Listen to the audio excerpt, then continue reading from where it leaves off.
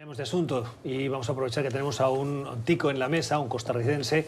Me gustaría preguntarte, Juan Carlos, por la situación de las finanzas en el país centroamericano. En las últimas horas, el Instituto Centroamericano de Estudios Fiscales ha realizado un foro donde se ha debatido la situación de las finanzas públicas y ha puesto sobre la mesa determinadas banderas rojas o alertas frente al estado de las cuentas públicas. ¿Qué pasa en Costa Rica? Bueno, en diciembre, principios de diciembre, se aprobó el plan fiscal que estaba impulsando el gobierno, que era una combinación de aumentos de impuestos, mayormente aumentos de impuestos y algunas medidas de contención del gasto, principalmente en el tema de remuneraciones, que es uno de los disparadores del gasto público. La gran pregunta después de esto era qué iba a hacer el gobierno, además del plan fiscal, porque el plan fiscal, incluso en los escenarios más positivos, representaba una consolidación de las finanzas públicas del 1.5% del PIB, mientras que las proyecciones del déficit andaban por ahí del 7% del PIB en déficit para el año pasado. Es interesante porque luego el Banco Central publicó en cuánto cerró el PIB, el déficit del 2018, y la proyección se quedó muy alta, es decir, el déficit resultó ser más bajo de lo que originalmente había proyectado el Banco Central, lo cual creó ciertas suspicacias porque el nivel de fallo fue tremendo. Eso sí, el déficit sigue siendo muy importante, si bien recuerdo es 6.2% del PIB, y esto significa que la deuda del gobierno central, que ya sobrepasó el 50%, que anda el 54%, que según los organismos financieros internacionales un 50% es el límite natural para una economía como la costarricense, sigue creciendo. Entonces esto significa que se requieren medidas adicionales para controlar el gasto, puesto que ya se ha cerrado los espacios de aumentar impuestos. Una de las grandes preocupaciones que teníamos quienes nos mostramos renuentes a un aumento de impuestos es de que la historia nos indica en Costa Rica que cada vez que un gobierno logra aprobar un paquete de impuestos, pierde el ímpetu para acometer las medidas de recorte de gasto o de contención del gasto adicionales que se requieren. El gobierno de Carlos Alvarado básicamente dijo, tenemos el agua hasta acá, ya no podemos esperar un segundo más, o nos aprueban esto o vamos a enfrentar una crisis como la que no hemos visto desde principios de los 80. Pues bueno, eso puso contra la pared a la opinión pública de los diputados, se aprueba este paquete de impuestos con la promesa de que luego vendrían medidas adicionales. Sin embargo, esas medidas adicionales ya han pasado 2 meses, seguimos sin verlas.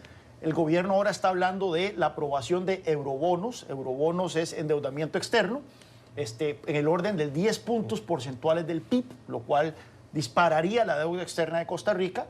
Lo están diciendo que eso es una medida necesaria para reducir el costo del servicio de la deuda, cambiar deuda interna cara por deuda externa barata. Sin embargo, la preocupación nuevamente es de que el gobierno sigue pateando la bola, pateando el tarro y posponiendo las reformas estructurales del gasto que tanto se necesitan. Pero ¿a qué se debe la situación? Es decir, si comparamos las economías de Centroamérica, Costa Rica tendría que tener una situación privilegiada comparada con Guatemala, con El Salvador, con Honduras. En cambio, el panorama que describes es un panorama preocupante. ¿Se debe al alto gasto público en servicios sociales? ¿Se debe a la ausencia de ingresos? ¿A la caída del turismo? ¿Cuál es el escenario que lleva a la situación actual? Si yo fuera la ministra de Hacienda de Costa Rica o cualquier otro de sus antecesores, estarían diciendo que es una falta de ingresos, que Costa Rica tiene una baja carga tributaria. Ese es el argumento que tus amigos en los bancos internacionales que nos recomiendan aumentar impuestos. ¿Son amigos míos? Siempre nos viven diciendo. Pero si vemos el problema con el tema de la carga tributaria, como la presentan en Costa Rica, que dicen que es de un 13% del PIB, y ciertamente se ve baja, si es un 13% del PIB, es que solo miden los ingresos del gobierno central, los ingresos tributarios. La manera en que se mide la carga tributaria a nivel internacional es incluyendo las contribuciones a la seguridad social, impuestos municipales y todos los ingresos tributarios y parafiscales del gobierno. Cuando usted incorpora todo eso, ve que la carga tributaria de Costa Rica anda por el 23% y que tenemos una de las más altas de América Latina. El problema es del lado del gasto. Tenemos principalmente en el lado de las remuneraciones del sector público, de los salarios que se le paga a los burócratas, tenemos un desastre. Tenemos 14 regímenes distintos de empleo público con todo tipo de beneficios y de incentivos que no responden a la realidad económica del país. A esto se le suma también distintos regímenes de pensiones, que muy probable esto es una historia que se repite en toda América Latina, ¿verdad? Donde los maestros tienen su sistema de pensiones, la Corte tiene su sistema de pensiones y demás, con beneficios extraordinarios que no corresponden a lo que la gente cotiza para estos regímenes y que por lo tanto la diferencia se paga vía presupuesto, vía impuesto. Entonces, estos dos disparadores del gasto hacen que la trayectoria de las finanzas públicas simplemente sea insostenible. Y es por eso que esas reformas estructurales que mencioné anteriormente, del empleo público y de las pensiones, son imperativas si queremos ponerle coto a este problema. Lo que el gobierno está pretendiendo hacer es que le aprueben eurobonos, sí,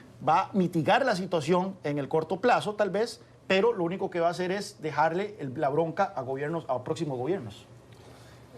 Lo único, creo que aquí él es el experto en finanzas costarricenses, pero es un poco, hasta da un poco de envidia cuando la temática de un país es técnica y se está hablando de temas fiscales, con números, con cifras, en vez de pura politiquería. En todo esto, finalmente, corrígeme si estoy equivocado, pero finalmente suena como una discusión técnica. Técnica de política pública y de política fiscal. Pues claro, pero ya después hay todo consideraciones en materia política, ¿verdad? Cuando los sindicatos salen a defender sus privilegios, se tiran a las calles. Tuvimos una huelga que duró casi que 2 meses y resto, principalmente en el sector educativo.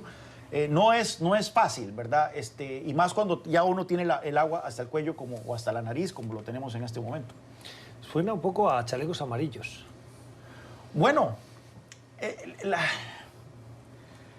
la cuestión con los chalecos amarillos es que se dieron como reacción a un aumento de impuestos a los combustibles, al diésel en particular, pero también como una reacción negativa a todas las reformas que Macron estaba impulsando en ese momento en la economía. En este caso, en el caso de Carlos Alvarado, no hay mayores reformas. Ayer mi columna en el periódico La Nación de Costa Rica es precisamente era una pregunta: ¿dónde está la agenda de reactivación económica? Porque ese es otro pilar de este proceso de consolidación fiscal.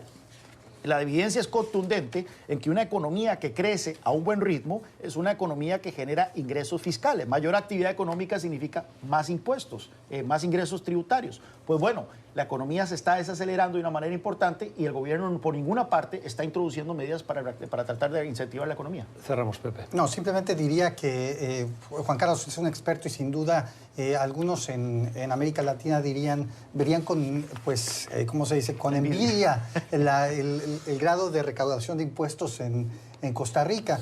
En México la recaudación de impuestos es menos del 13% y muchos creen, como otros países en Centroamérica, que justamente el no tener una recaudación de impuestos suficiente es lo que no permite que se gaste en policías, se permita gastar en temas de salud realmente propiamente dichos. Pero es interesante porque si uno ve el lado de los ingresos, siempre se habla de la supuesta baja tributaria, carga fiscal, pero del lado del gasto, estamos en la posición 101 entre 136 países, según el Foro Económico Mundial, en cuanto a la eficiencia del gasto público. Entonces, claramente, el problema no es que estemos pagando pocos impuestos, el problema es que hay un desastre en la administración pública que hay que corregir.